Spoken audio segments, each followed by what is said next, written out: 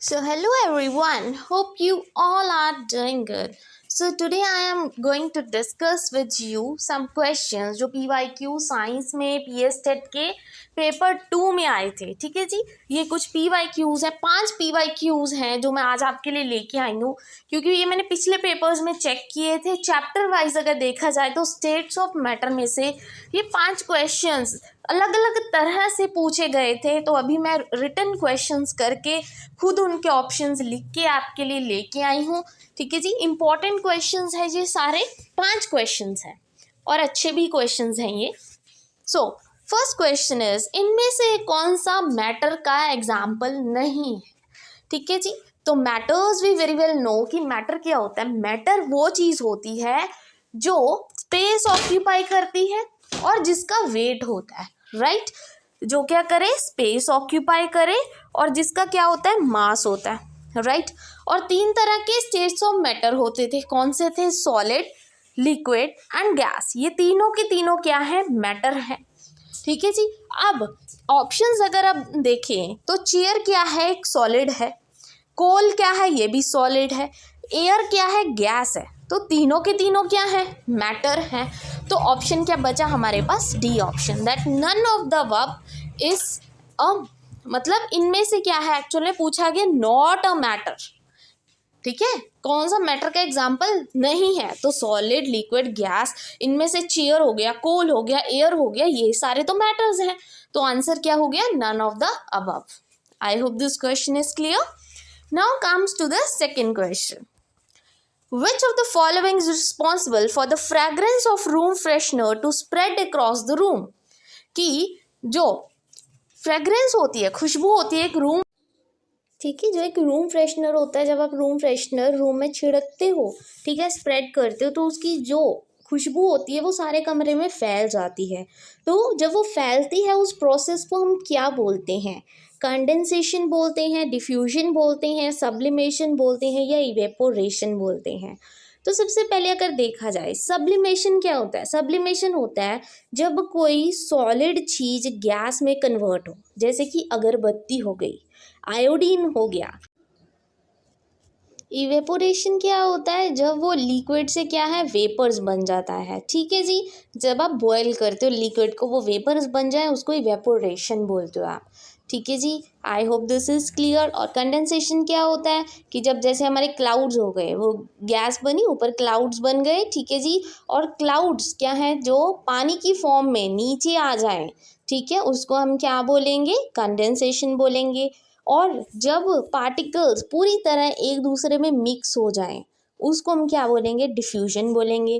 तो अभी इस टाइम क्या बोला हमने कि जो रूम फ्रेशनर है उसकी जो फ्रेगरेंस है सारे कहीं पे क्या मिक्स हो गई, उसको हम क्या बोलेंगे, कंडेंसेशन तो नहीं बोलेंगे, सॉलिड टू गैस नहीं बोलेंगे, इवेपोरेशन नहीं बोलेंगे, वो क्या हो जाएगा, डिफ्यूजन. डिफ्यूजन का मतलब ही क्या होता है, इंटर मिक्सिंग बोलते हैं. ठीक है, इंटरमिक्सिंग मतलब जो जितने भी मॉलिक्यूल्स होते हैं वो एक दूसरे में मिक्स हो जाते हैं, पूरी तरह स्प्रेड हो जाते हैं, उसको हम क्या बोलते हैं, इंटरमिक्सिंग. और इंटरमिक्सिंग के प्रोसेस को क्या बोलते हैं हम, डिफ्यूजन बोलते हैं. I hope this question is also clear to you. Now comes to next question. एक ही क्वेश्चन अच्छे से समझाऊंगी ताकि आपको अच्छे से समझ आ जाए. वैसे तो आपको कंसेप्ट बहुत अच्छे से क्लियर है स्टेट्स ऑफ मैटर के. Which of the following shows correct order of compressibility. Compressibility क्या होता है, दबाना किसी चीज को.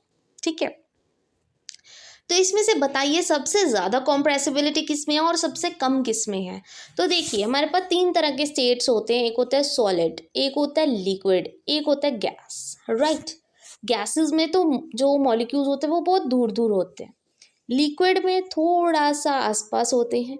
ठीक है, सॉलिड में तो वो क्या होते हैं, हमेशा टाइटली पैक्ड होते हैं, एक दूसरे से जुड़े हुए होते हैं, राइट, ऐसा होता है.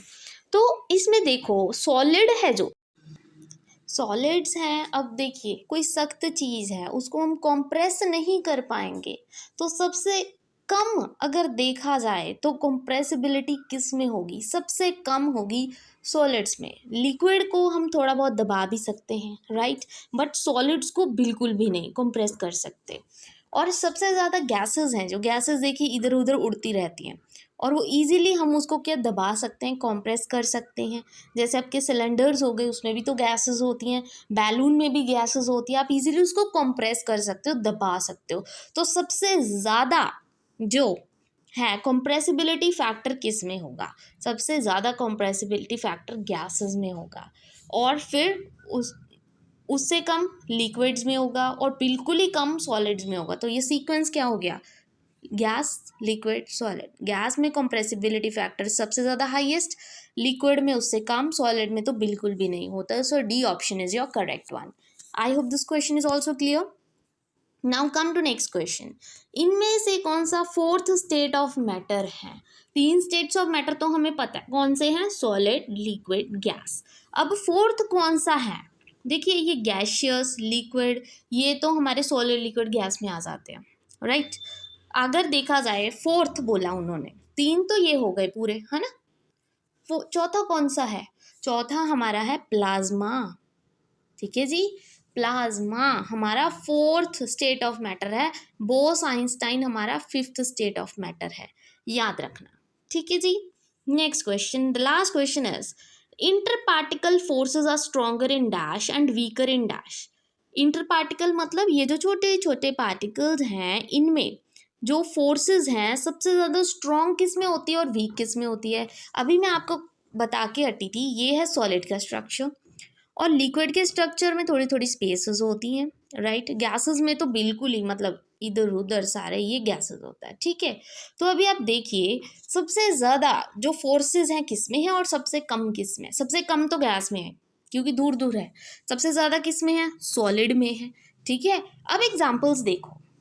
एग्जाम्पल्स में पहला है सोडियम क्लोराइड और दूसरा है ग्लास। तो ये क्या है? सॉलिड है, ठीक है। पर उन्होंने पूछा स्ट्रॉन्ग किस में और वीक किस में है। फिर मतलब स्ट्रॉन्ग वाला हमने लिखना है यहाँ पे सॉलिड चीज़, और वीक वाला हमने लिखना है यहाँ पे गैसेस, ठीक है। पहला सॉलिड होना चाहिए और दूसरा गैशियस। यहाँ पे ग्लास देखिए सेकंड वाला सॉलिड है, तो ये तो गलत हो जाएगा। फिर आता है इंक एंड CO2। इंक क्या है? लिक्विड है, और CO2 क्या है? गैस है।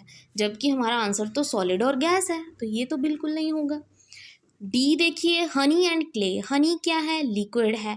क्ले क्या है? हमारा सॉलिड है। तो लिक्विड सॉलिड की तो बात ही नहीं हुई। तो ये देखिए ये क्या है? आयरन। आयरन क्या है? सॉलिड। ऑक्सीजन क्या है? गैस। और ये हमारा बिल्कुल करेक्ट हो जाएगा।